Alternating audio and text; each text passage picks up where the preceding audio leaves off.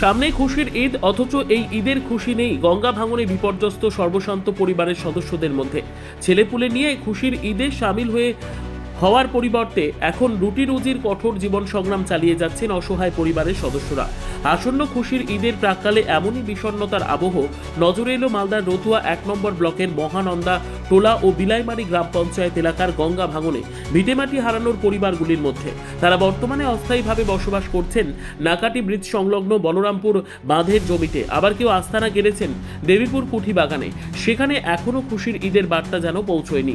সকলের চোখে মুখে রয়েছে ভিটেমাটি হারানোর তীব্র যন্ত্রণা। সেই সমস্ত মানুষজনের সঙ্গে কথা বলে জানা গেল, একসময় তাদের মধ্যে কেউ মহানন্দা টোলা ও বিলাইমারি গ্রাম পঞ্চায়েতের খাসমহল রুহিমারি, খাকচাবোনা, নয়া বিলাইমারি কিংবা মুলিরাম টোলা, কান্ত টোলা, শ্রীকান্ত টোলার বাসিন্দা। কিন্তু গত কয়েক দশক ধরে চলা গঙ্গা ভাঙনে বর্তমানে তাদের কিছুই নেই। ঘরবাড়ি, চাষের জমি সমস্ত কিছুই তলিয়ে গেছে গঙ্গা গর্ভে। তারপর কেউ ভিন রাজ্যে কিংবা অন্যত্র পাড়ি দিয়েছেন, কেউ কেউ আবার অস্থায়ীভাবে বাঁধের ধারে কিংবা সরকারি খাস জমিতে অস্থায়ীভাবে দিন যাপন করছেন। পরিবারের পুরুষ সদস্যরা কাজের সন্ধানে ভিন রাজ্যে পাড়ি দিয়েছেন, তবে তাদের কাছে ঈদের আগমন আলাদা কোনো খুশির বার্তা নিয়ে আসে না। খুশির ঈদের দিনেও ছেলেপুলেদের সামান্য নতুন পোশাক আশাক কিনে দিতে পারেন না, ফলে খুশির ঈদের দিনেও তারা মন খারাপ যন্ত্রণা নিয়ে দিন কাটাতে বাধ্য হন।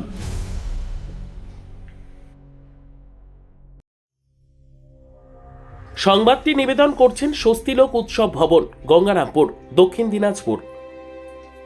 বিলাইমারি খাকচাবোনা ছিল, নদীতে কেটে গেছে, ওখানে চলেছি, ভেস্টের জমিতে বসে আছি। আর বাইরে স্বামী খাচ্ছি, কোনো আমাদের আর উপায় নাই। আর ওখানে কি কোন জমি জায়গা ছিল আপনাদের? জমি ছিল 1 বিঘা মতন, তো ওটাও তো কেটে গেছে, বসত বাড়িও কেটে গেছে, কিছু নাই আমাদের।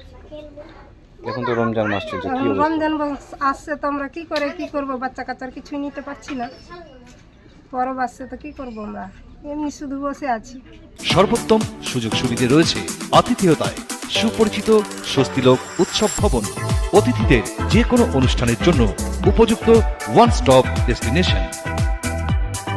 আমরা আপনার বিশেষ অনুষ্ঠানটিকে অবিস্মরণীয় করে তুলি। স্বস্তিলোক উৎসব ভবন, শিববাড়ি রোড, গঙ্গারামপুর, দক্ষিণ দিনাজপুর।